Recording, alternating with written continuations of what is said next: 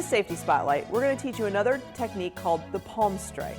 This is a great strike when you're closely fighting with somebody. When delivering the palm strike, you want to make sure that you generate power from your toes through your hips through the strike, similar to this.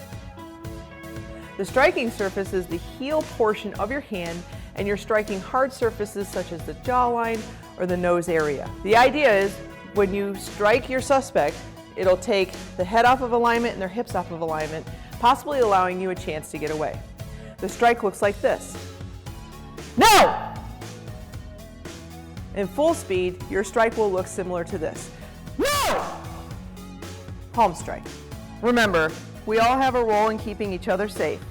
To learn more, visit the Safety Spotlight on our website at dps.osu.edu/resources.